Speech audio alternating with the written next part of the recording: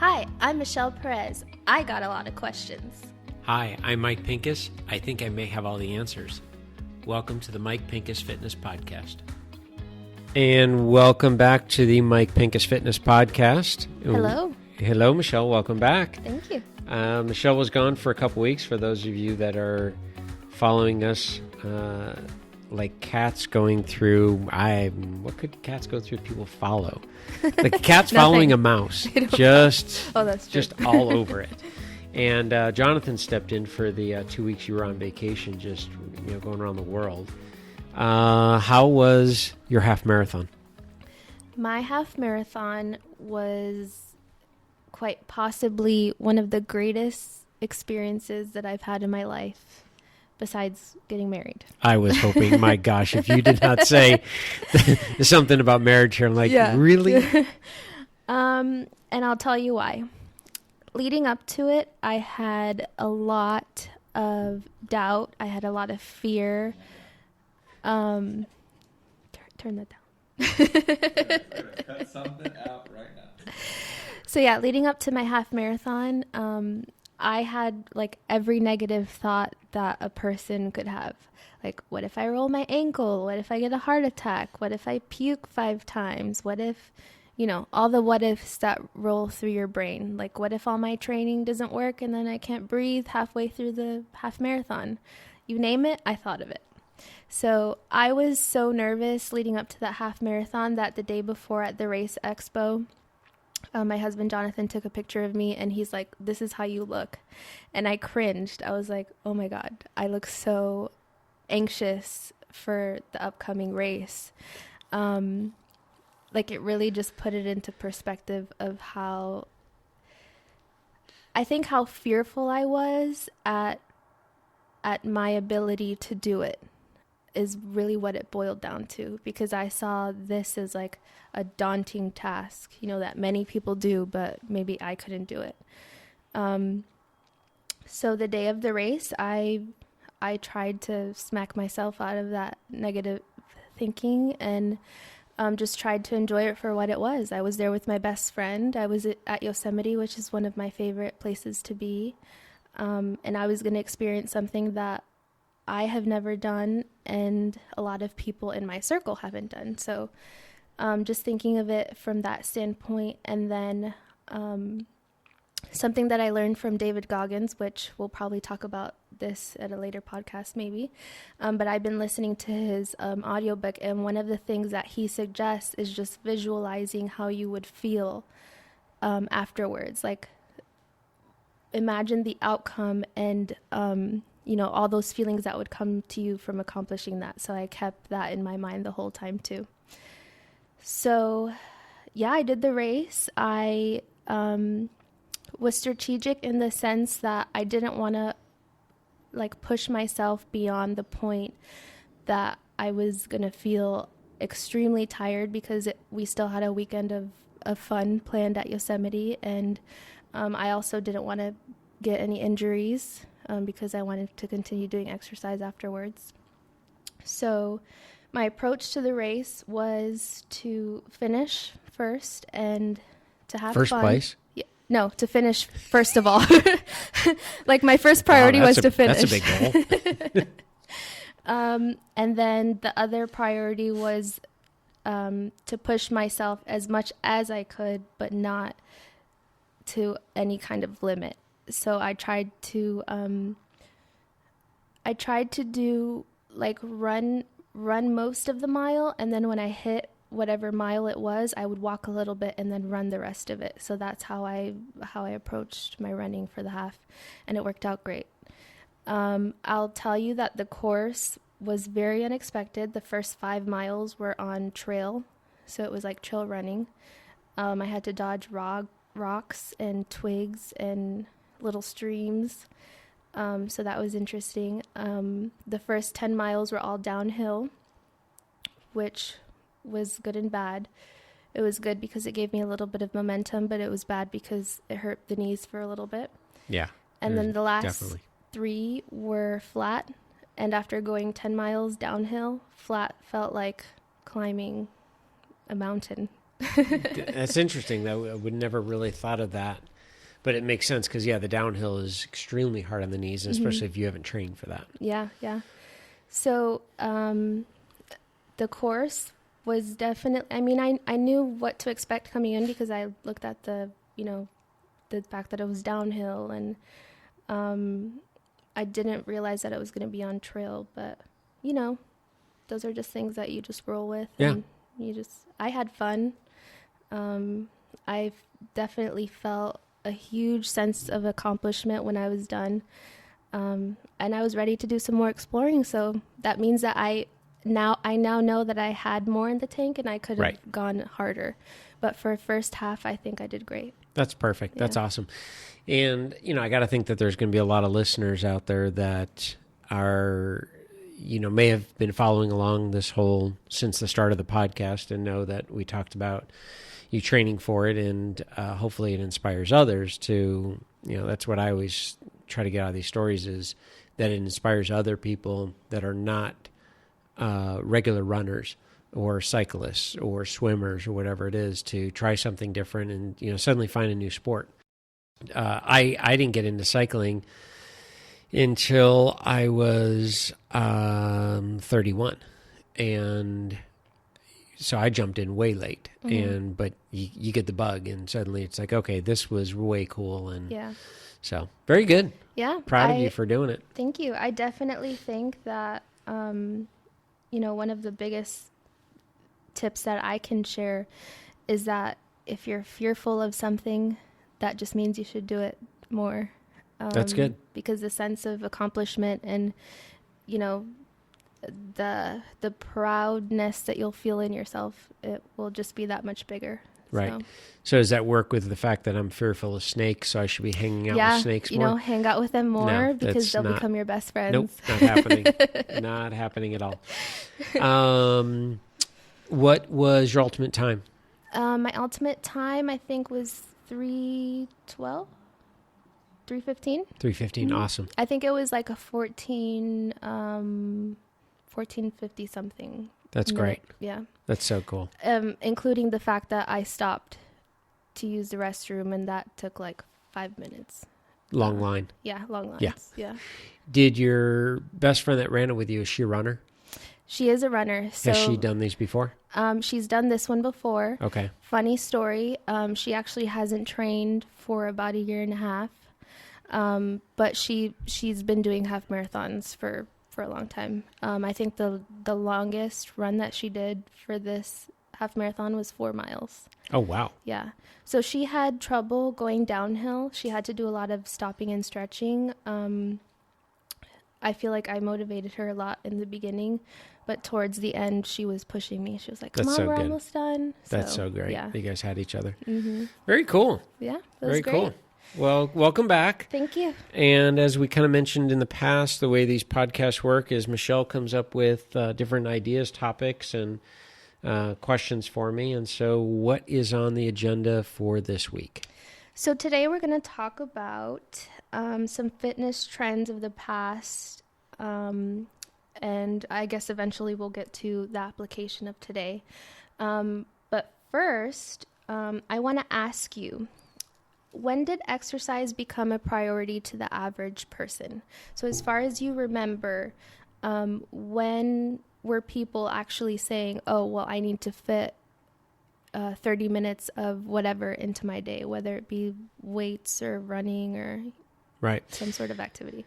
So I'm going to, first I'll go off of what the research has, not even research, it's kind of just in the textbooks, and it's in the, you can date it back to the magazines when they were popular, and just in literature, if you will, of people did not formally join a gym. I mean, when you really look at exercise, formal exercise, it was about joining a gym, a health club. So you had YMCAs back in the day. But again, a YMCA incorporated everything. You had that's where the family went and hung out at the pool. And yeah, they had a little workout area, but they had basketball and they had badminton and some had tennis. And so it wasn't, no one called it exercise. It was just about movement and just getting out and having fun and playing. So if you look at what put formal exercise on the map is bodybuilding. And bodybuilding became very large in the U.S. when Arnold Schwarzenegger came to California in the late 60s, early 70s. So, you have famous bodybuilders back in the day of in the 50s and 60s, but a lot of people didn't know what it was, and they were just, big freaky dudes. And out here in California, you had Muscle Beach and things like that. But when Arnold there was came, a beach dedicated for muscles. Oh yeah, Wow. Yeah, and it still is. I mean, it's literally called Muscle Beach really? in Venice. Yeah, it is. Hey, hon, can we go there? It's awesome. It is the mecca of it all. It's so great. And so when Schwarzenegger came and bodybuilding became more popular, prior to that, what you would see is take the models, if you will, and the one that comes to my mind is Marilyn Monroe. She would today be considered a plus-size model. Mm-hmm. And back in the day, she was very voluptuous and curvy. And, in terms of words that people know today, she was not a bulky, muscular, toned, six-pack, abs. None of that would have been to describe her. Today, we would have described her as smooth, a little thick. And these are not negative terms by any means. Right. It's just the way today we would describe. Back then, she was curvy. That's all people knew her as. And that stayed around for quite some time. And then it took a big shift. And probably in the 80s, the very thin supermodel, not supermodel, but the thin model, Kate Moss is one that comes to mind, became very popular, probably late 80s or early 90s, and super skinny was in. And that lasted up until late 90s, early 2000s, and then the strong is the new skinny. And again, this is for women. We'll talk more about the men in a second, but in terms of the trend for the women. And then at that time, everyone was really taking formal exercise, very serious. Because of the outside influence. Exactly, yeah. And the physiques that were being shown in ads and so forth. You look at the... I'm going off of just memory here, so I could be wrong on this, but Mia Hamm, U.S. soccer player, was probably the first time we saw six-pack abs on a female. And it was the famous sliding, ripped her jersey off. She had a Nike bra top on, hit the cover of the magazines, and everyone was in an uproar that, what is she doing? And it's like, come on, she's an athlete. Are you kidding? And not even an athlete. I mean, she's a woman and she's wearing a bra top, and who cares? Men have been ripping their shirts off, and so what's the big deal?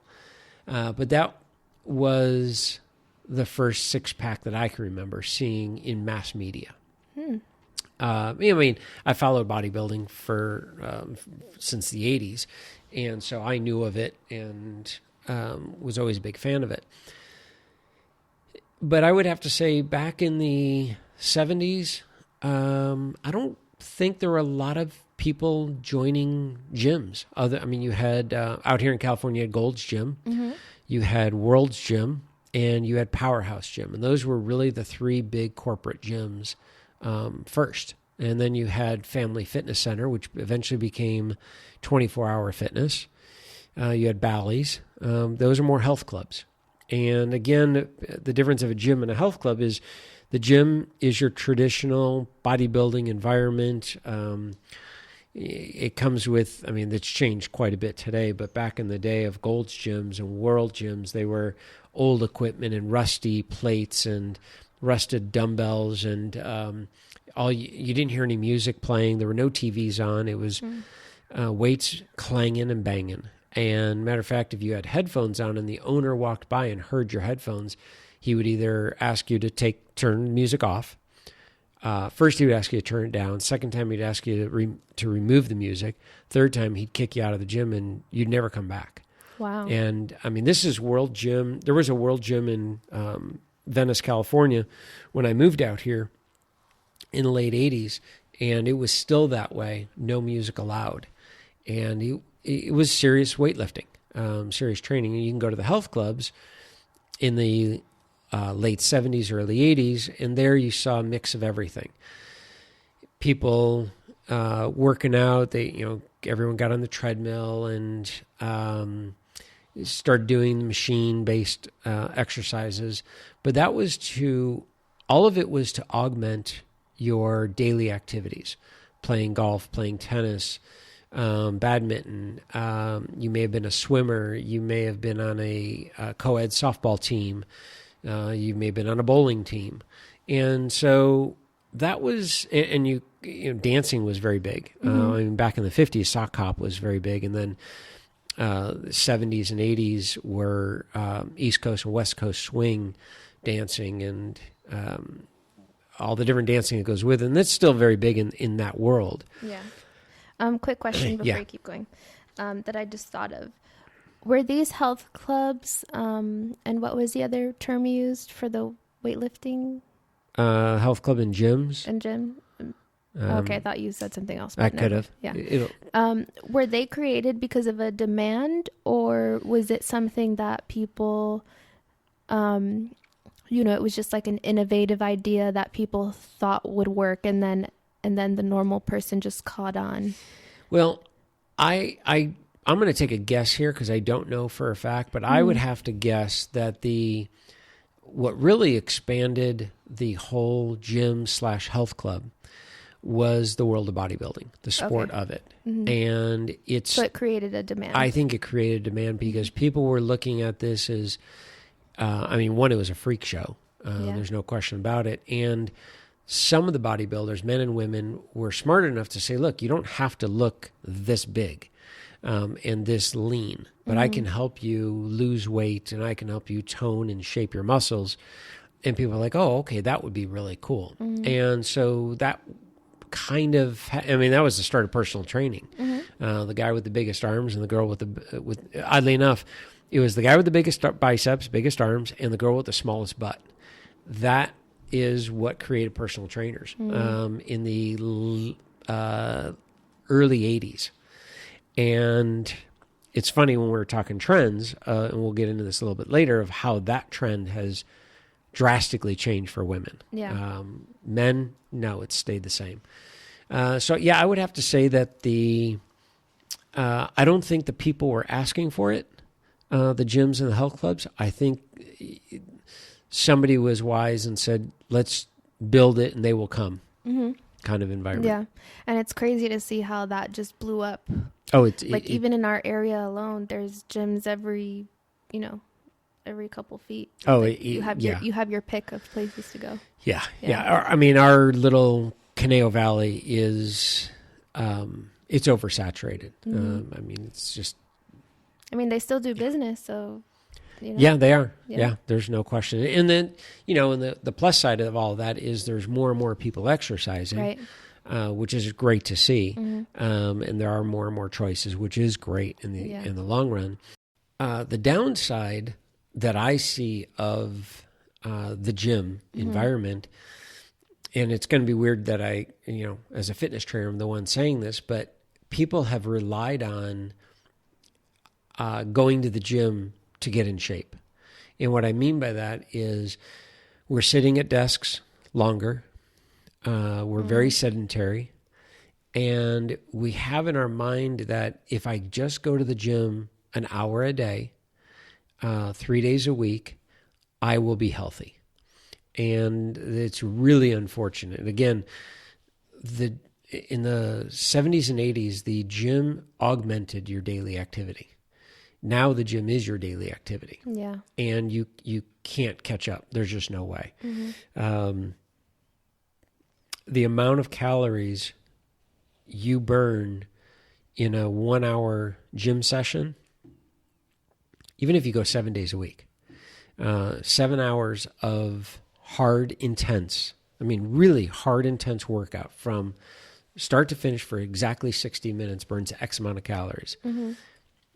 If you were to take a sedentary person and put them in a manual labor position, or even standing, walking around the office. Just think, we talked about this in another podcast, think of email. Mm-hmm. If you didn't email your coworkers and you actually got up and went and talked to them, the amount of calories you would burn is far more in a active lifestyle than a sedentary lifestyle in going to the gym 1 hour.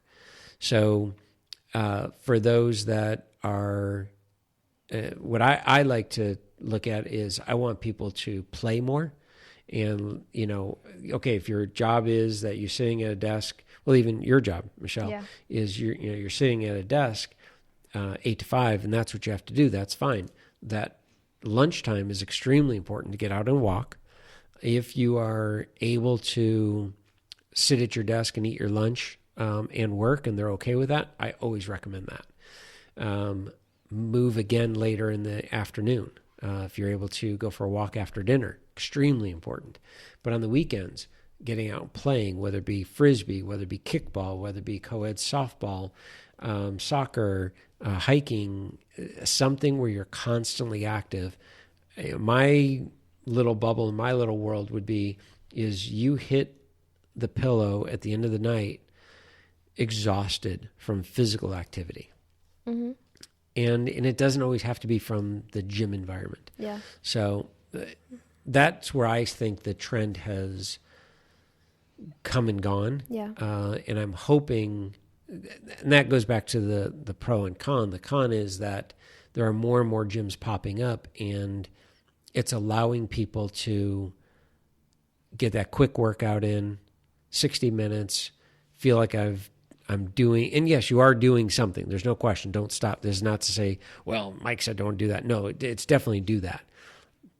But don't forget about the rest of the 23 hours you have. Yeah. Because as I like saying, as a trainer, I have you for 1 hour. You have 23 hours to mess up everything I do. And the odds are against me, I guarantee you. Yeah, that's a good point. Speaking about, sedentary lifestyles and then taking that 1 hour of time to do your workout, I have noticed that, the more time passes, the more exercises are geared towards get the most impact for during your 1 hour, or now you can do these really intensive HIIT workouts and do it for 20 minutes. And then that's all the physical activity that you'll need for your day. So how have you seen the exercise trends change from, I guess we'll call it from play in the beginning to what it is now? Okay. Yeah, that's good point there.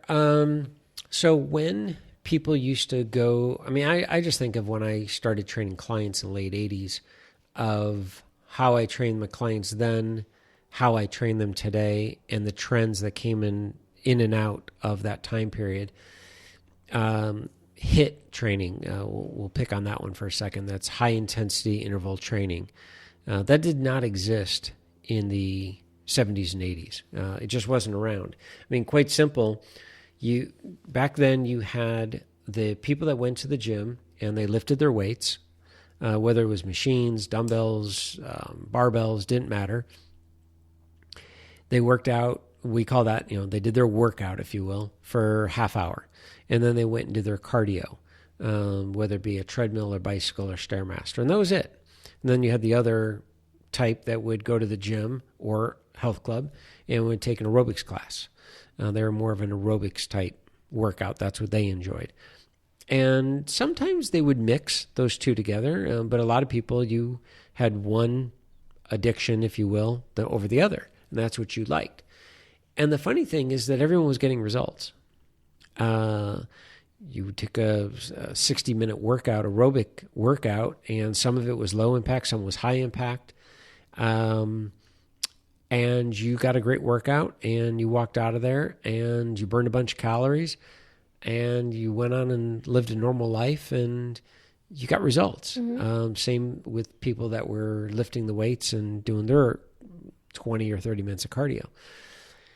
Somewhere along the line, and I don't know exactly what changed it, but I'm still going to go back to is social media that really, I'm going to say, screwed all this up, because suddenly at some point, heart rate monitors, which have been around forever, I shouldn't say forever, heart rate monitors have been around, and I don't know how long, but they've been around. And we never even used them in a gym setting. You didn't walk into a gym, you didn't put on a heart rate monitor. I'm going to say 1, maybe 2% of the people in the gym on a treadmill had a heart rate monitor on. Everyone else you just did your workout. And if you were a runner and you're on a treadmill and you couldn't talk to the person next to you, wow, you were doing a hard workout. If the two people were talking next to each other, that's what they were doing. Yeah. Nobody classified what it was, but everyone got results. And then the use of heart rate monitors, and then you scroll through the heart rate monitors, and all of a sudden it shows calorie burn. Now, this is what's really funny, is there are so many people, and I know I'm bouncing, but I'm going to come back around, I swear. So many people talk about how weight loss has nothing to do with calories in, calories out. And I keep saying, yes, it does, and I will go to my grave saying that. But those are the same people that have no problem showing on social media, on Instagram, taking a picture of how many calories they burned in a workout. What does that have to do with anything? If you don't believe in calories in, calories out, why are you showing me that you burned 1,000 calories in this 1 hour workout? Which I still question. If you are believing that you have to be in a ketogenic diet in order to lose fat, but yet you're the first one showing that you went to Orange Theory and you burned 850 calories in an hour, what does that have to do with anything? Because you're really contradicting yourself. Right. So once it became a competition of how many calories did you burn? Well, my workout that I do burns this amount of calories. And then all of a sudden you had gyms promoting, come to our class, we burn X amount of calories in 45 minutes.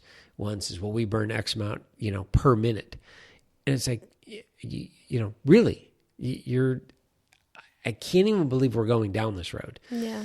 But that's what ultimately happens when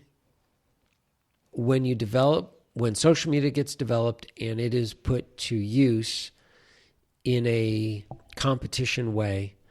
And I believe it's human nature. That's fine. But again, human nature used to be is you're on the worst case of this, you're on a treadmill back in the 80s and you look over a guy next to you and you're running at a 5.8 mile an hour and he's running at 6 miles an hour. And you're kind of, and I don't know if women did this, but men, of course, did it. Oh, yeah. And I do it sometimes. Excuse me. And all of a sudden you're looking over and you bump it up a little bit. Now you're at 6.1. And then all of a sudden he bumps up, he's at 6.3. Never do you take into consideration looking at his stride to my stride. I mean, I have short legs. So I am in a full-on sprint at some point, and this guy is just jogging. But it becomes this competition. Yeah.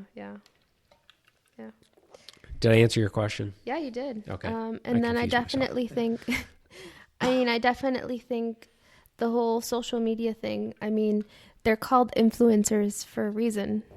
Exactly. That's their goal, Yeah. And my point, I want to clarify my point on that. I'm not bashing HIIT training. I've done it myself. I've done it too. I'm sorry? I've done it too. Yeah. Mm-hmm. I have maybe one client that I would ever put through that. Mm-hmm. My clientele, that's not what they're after. They're in this for a very different reason. And HIIT training, it's high intense. There's a high intensity. There's no question about it. Yeah. But it's not the end all be all. And I actually had a conversation with a very good friend of mine who his background is bodybuilding and very lean training, or lean physique and everything, and he does to get that. And I think he would make an incredible trainer, and I've told this to him. But his mind is every workout is 110% for himself. And when he used to train clients, he would get frustrated because they weren't doing that. And he would say to me, he's like, how could you, after all these years, how could you train people that are not giving it 110%? And I said, you got to back off. For them, in this training session, they're giving it 110%. It looks different than your workout and my workout, but for them and for their state of mind where they're in business with family, relationships, whatever it is, this is all they've got. To crush them with a high-intensity workout would literally crush them. And what is that proving? Just how good of a trainer I am? No, that's not listening to their needs. So even if you're a person that's working out without a trainer, but you're going to the gym, you're religious about your workouts, and you're thinking, wow, I'm seeing on social media all these people doing these 1,000-calorie workouts, burning 1,000 calories an hour, and here's little old me working out and I'm barely burning 500 calories. I don't want you to be discouraged, because I'm going to tell you, you don't need to be burning the 1,000 calories an hour. It's what you do in the gym, but it's more of what you do outside the gym. And you play that active role. You park your car further away from the door. You take the stairs more often. You play with the kids, play with the grandkids, pick up a Frisbee, go play kickball, go for a hike, take the dog for a walk, get out a hula hoop. All of those things, which people don't look as exercise, they look as laughter and fun, you're going to burn a lot of calories. And I would say you're going to burn more calories throughout the day than somebody that just does a high-intensity training workout and then sits all day. And you will be so far ahead of the game. Mm-hmm. That's a great point, Mike. Thank you. Hopefully the listeners think so. On that note, we've talked about the trends of the past in terms of how people got into exercise, and then from there, the types of exercise that people got into because of those trends and outside influences. How do you apply the knowledge of the past, keeping in mind the knowledge of current, and then keeping in mind the client's goals of the future to how you train your clients? Oh, good point. Good question, isn't it? So, wow, that got me thinking. That was good. You can take a moment if you want. No, I'm good. So one of my, I call these people I throw the word mentors around because I quite honestly, there's a lot of people I look up to in this industry. And there was a guy named Mitch Simon, and Mitch was what we called professor at NASM. NASM is National Academy of Sports Medicine. It's who I'm certified through. And this was back in 92 when I first got certified through them. And I heard Mitch talk about this as one of the teachers. We call them, again, professors.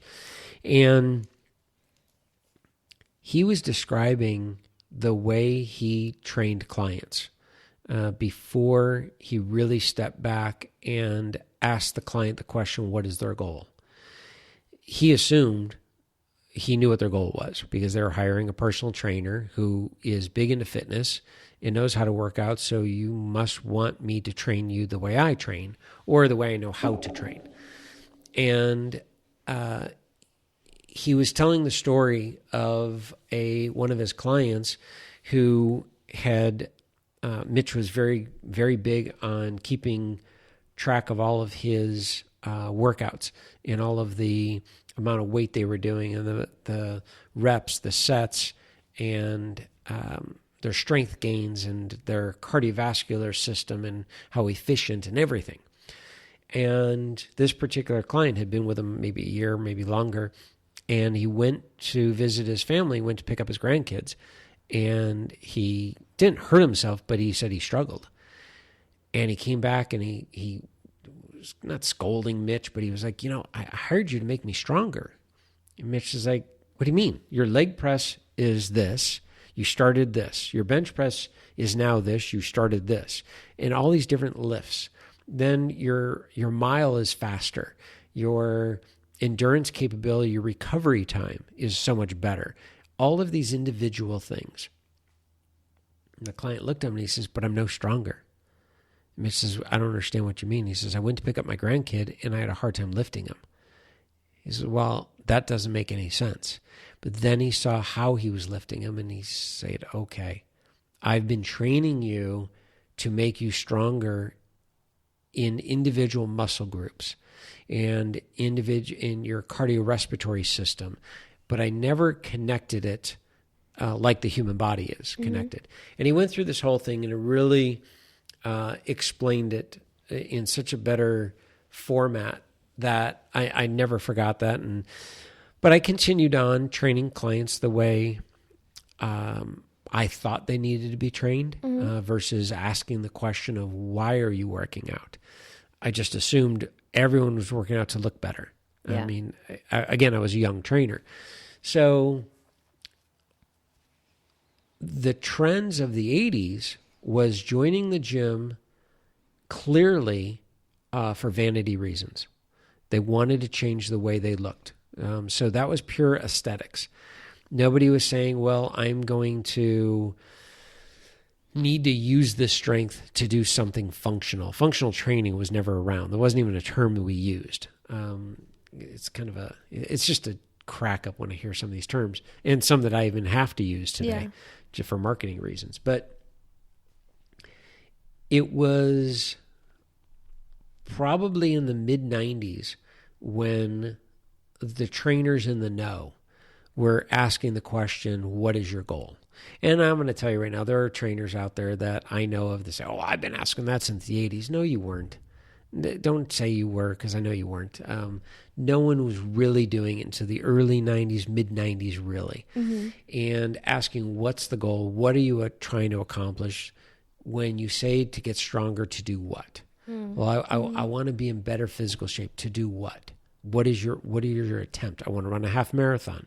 We have a direct goal. I want to be faster in tennis. That's a direct goal. But just to say I want to be stronger, then I now have to throw in, okay, do you mean to lift your child or grandchild? Sure. Does that mean if your friend calls you and you want to have to help them move their house or apartment, you can do that and not be sore the next day? Yes, that'd be great. Okay, these are specific goals. So the way we train the client back in the 80s and 90s has drastically changed to the way they're trained today. Mm-hmm. And the human body hasn't changed. I mean, the bicep is still attached in the same place, and the quadricep is still attached in this exact same place. Our understanding of how it works is still the same thing. So nothing's changed there, but the fitness industry has changed in understanding the client's needs. And we're no longer augmenting their daily activity. This is their daily activity, so we better make it more bang for their buck. Mm-hmm. So when they go to the gym or they come to see me at my gym, in my personal training studio, or if I go to train them in their home, one of my other mentors, Paul Check, coined the phrase fingernail to toenail. Make sure that you are strength training every muscle in the body from fingernail to toenail. And if one exercise can accomplish that, how many of those exercises can you throw into your workout? Now, the funny thing is that when you do that, you're going to burn a lot more calories, which ultimately burns more body fat, which ultimately gives you the look you're after, the vanity part of it all. But it becomes very functional, and I'm going to use that word functional there loosely, because it's functional in the sense that it accomplishes multiple goals. Mm-hmm. What started in the gyms in the 80s, 70s and 80s of these machines that bodybuilders popularized, we were using those in the 90s, in the 2000s. And then suddenly, I'm going to say the trainers in the know have moved away from those. The machines are still good, but it depends what your goal is. And if your goal is to build as most amount of muscle to be a professional or a competitive bodybuilder, then yeah, go ahead and use those machines. But if your goal is outside of that sport of bodybuilding, and you're just trying to change the way you look for vanity reasons, you're also trying to make your body more of a useful machine, then you want to look at it from a whole body approach. And you want to use as much compound movements as possible. And that's where like if you pick up any of the magazines, you'll see people doing, I'll just throw one exercise out there with a pair of dumbbells, squat, curl, press. You're holding a pair of dumbbells, you squat down, you stand up, you curl, and then you press overhead. And that's one movement. Now, back in the day, we would do our squats on one day. And then the next day, a couple days later, we would do our shoulder presses. And then the next day, we would do arms. You'd never combine those because that was just unheard of. Why would you do that? Yeah. Well, now it makes a heck of a lot more sense for the goal outside of the world of bodybuilding. So in that sense, the trend has changed because our understanding of the client's goal has changed because we're asking the client what their goal is. Yeah. Or at least that's what the trainer should be asking. And again, if you're listening to this podcast and you don't have a trainer, but you go to the gym, ask yourself, why am I doing this? Like, what is my goal?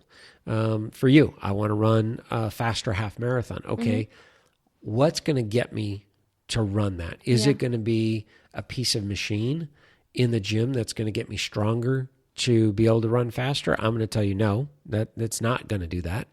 As a runner, working on your stride, your gait, becoming a more efficient runner, working on your recovery, working on your nutrition, working on your sleep. Those are all things that are going to make it better for your ability to run. If you are a golfer, there is nothing you can do in the gym that is going to make you a better golfer. Excuse me. There's nothing in the gym. Sorry, golfers. That's going to make you a better golfer. And I have clients that have hired me saying, I want to be a better golfer and I'm hiring you. I'm like, wrong. I'm not the trainer. Go get a golf pro. Yeah. What I will do is I will make you a better athlete. I will make you a stronger athlete. And there are trainers, I will not mention names, but there are trainers that market sport-specific training. And it's like, what are you doing in the gym that is so sport-specific? You cannot mimic a golf swing, as one example, in the gym, nor should you. When you just look at the physics of this, of the weight of a golf club, and where the weight actually is at the end of the golf club. It's the head of the club. That's where the weight is. And so to mimic that, if you go any ounces over the weight of a golf club, your mechanic swing is going to change. Well, there's trainers out there saying, well, I'm going to make them more powerful in their swing so that when they pick up the club, they're going to swing much faster. No, you're going to screw up their swing is what you're going to do. Yeah. So make them a better athlete all around, and then let the golf pro say, this newfound strength you have, we're going to use it to our advantage. And this newfound flexibility, tennis player, soccer player. There's a great thing. There is a company called Cybex, and Cybex makes amazing machines. And if your goal is to use a machine, and this was back in NASM days, and this is 96, 97, a guy by the name of another mentor of mine, John Believerneck, out of Chicago, eventually Arizona. He is working with the Cybex rep, and the rep comes to him and says, our machine will improve your kicker. John worked with a lot of NFL punters and kickers, place kickers. And this machine will improve the strength of their kick. faster than anything. And it's unbelievable the amount of power. And he's like, well, I'm very curious. Show this to me. And it's a leg extension. You sit down, you got a pad right by your shins, and you hold yourself in place and you extend your knees and you straighten your legs. And that's called leg extension. You see your quad muscles, the top muscles contracting. Well, our machine has a seat belt. So you can strap yourself down, cinch this up, and now you're not going to move your hips from coming up at all. You're not going to move.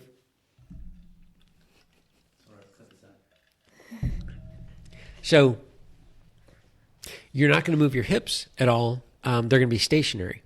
And now you're going to develop all of this power in this single leg extension.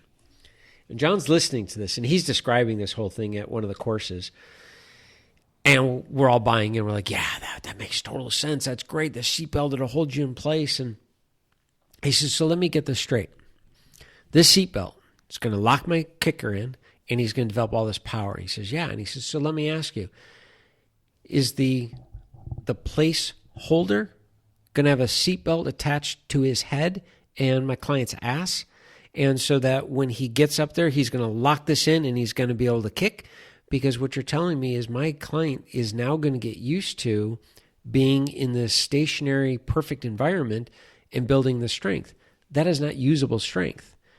And we all just kind of sat there like, oh my gosh. And he said, again, you better know what the goal is.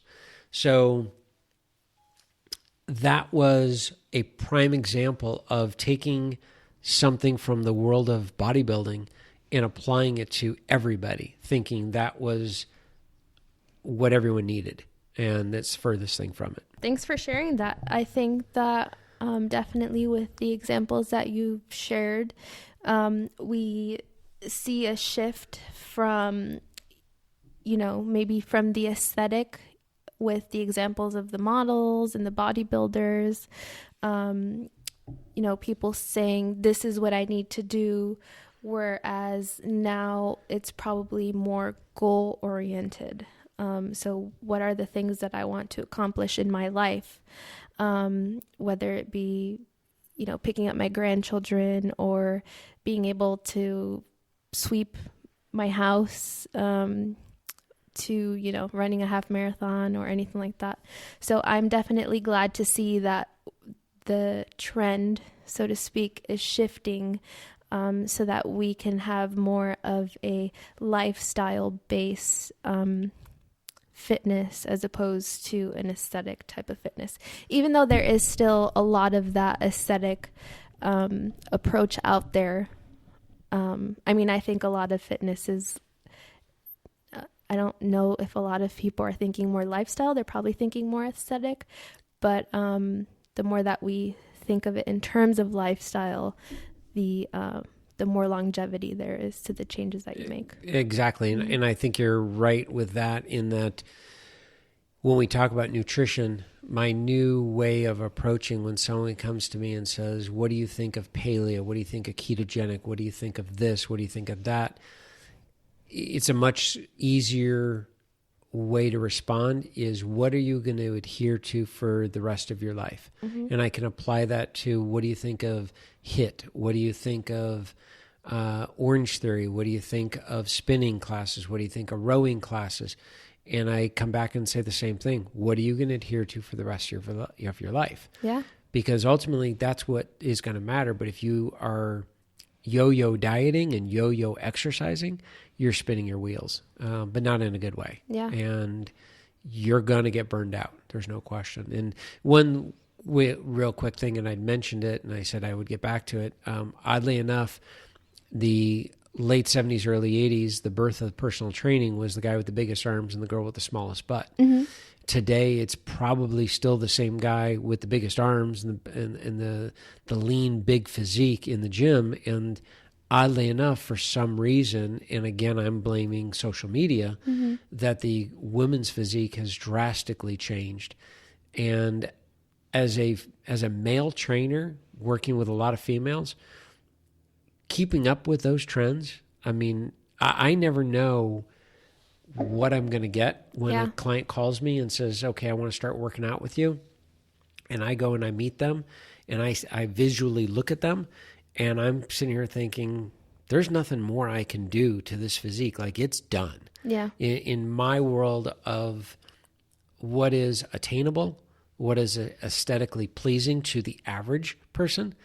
And not that they're doing this working out for anyone but themselves, hopefully. Mm-hmm. Sometimes they're single and they are trying to attract the opposite sex. That's fine. And then when they show me the fitness model, and it's always from Instagram, this is what I want to look like. And I just have to sit there and tactfully say, this isn't going to happen. Yeah. You know, for one, that model is more than likely photoshopped. This is a trend. This is not going to have sustainability. Mm-hmm. But as a trainer, I have to follow what they're after. And then I have to explain to them, say, okay, this is physically impossible for you to look this way. And they just don't get it. And they don't understand it. You know, back in the day, it was, my client was 5 feet tall and they're showing me a picture of Cindy Crawford. And it's like, I'm sorry, you're not going to be 6 feet tall no matter what we do. It's just not going to happen. First, you need to grow a foot. Yeah, we're going to hang you from the, you're going to hang from your hands from the monkey bars like Bobby Brady did. That's funny.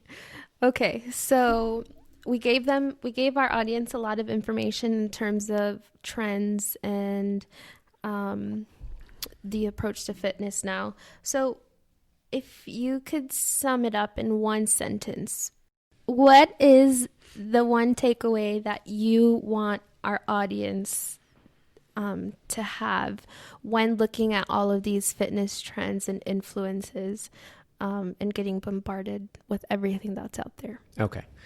So I would say what I want people that are listening to this, I want them to, the takeaway on this particular topic is sustainability and being realistic with their own goals. And sustainability meaning what can you do long term, and realistic to their goals is figure out what your goal is. Realistically, can you get there? What's it going to take? And when it comes to comparing yourself to others, please do not go to social media for that. That's probably going to be my biggest takeaway, is stay off of social media for the purpose of figuring out what your goal is. That is not realistic. I can tell you that. All right, there you have it, guys. I hope you learned a lot from this episode today on fitness trends of the past and the current. Until next time. Thank you, guys.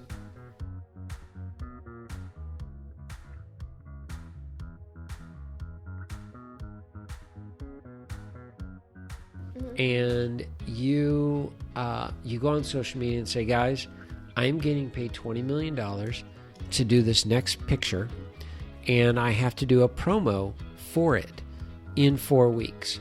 So I'm working with my chef, who I pay X amount of money to. I am working with my trainer, who I pay X amount of money to. I have no responsibilities. My kids are being cared for the next 10 days. Mm-hmm. This is the amount of hours I'm putting in. I'm sleeping 8 to 10 hours a day.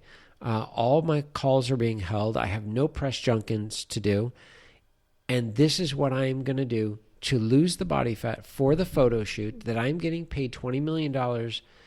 You're going to end up seeing this. Right. And you need to understand how I got there. Now, that would be a service. Yeah. Jenny McCarthy did this. And I don't know if we even talked about this. I think we talked about it, Justin, maybe not. Jenny McCarthy was on Rosie O'Donnell. Rosie O'Donnell, you know who Rosie O'Donnell was? I do, but remember? She had a show called Rosie.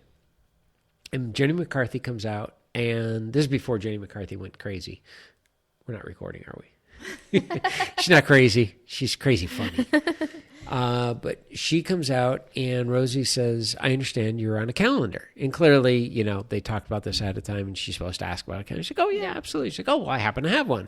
She's like, oh, that's great. And if you know anything about Jenny McCarthy, she was real big on MTV, and she says it like it is. So she pulls out the calendar, and she says, and and Rosie's like, oh my gosh, that's amazing. I mean, you're such a, I shouldn't use influencer, but you're so, role model for young women. I mean, like, look at this. And Jenny's like, actually, I want you to know something. First off, I'm 5'5", 5'4", and look at the door frame. That is a standard door of 8 feet. And look at where I come to it. So I've been stretched. And she explains all this. She says, this is how the Photoshop works.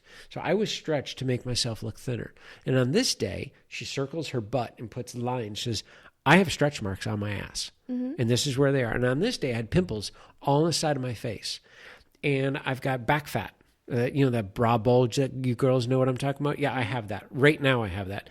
And I had that when this thing was done. She completely marked up this whole calendar and she says, that's what little girls should be looking at, not that. Wow. Well, and it pissed off the people that the calendar was with. Course, yeah. And she's like, look, you're going to put that out there. That's not what I look like. And I don't want young girls to think that that is what is attainable. And more importantly, I don't want young boys thinking this is what girls are supposed to look like. I'm like, oh my God, she's awesome. Yeah, that's so true. And that's the whole thing. Like, if you're a celebrity and you come out with a new thing, say why. Yeah. And you write a nutrition book, Gwyneth Paltrow writing a nutrition book. Mm-hmm. Bitch, you don't know what the hell you're talking about. Yeah. Is that no. There's someone, I think that's Cameron Diaz. Cameron may have one. Yeah, she's on the cover of it, like naked. Yeah. Yeah. I mean, not naked, but like she's covering. And it's like, show me a picture of Cameron Diaz looking bad. Yeah. Right? When was Cameron Diaz 200 pounds? That she suddenly figured out how to lose all this weight to be as thin as she is now. No, you were born this way. And you can eat whatever you want. Heather Locklear, I know for a fact, Heather Locklear, one of her favorite foods is Taco Bell. Yeah. Heather Locklear grew up here in Newbury Park. She used to be a waitress at one of our restaurants. Oh, really? Local in town, yeah. Oh. Yeah, she ate junk food all her whole life. Because she could. But she was also never one to claim, like, oh, I eat only healthy. Right. Yeah. But she wasn't that era of Instagram. Yeah. Huh. Oh, what a topic. Well, on a lighter note. Yes.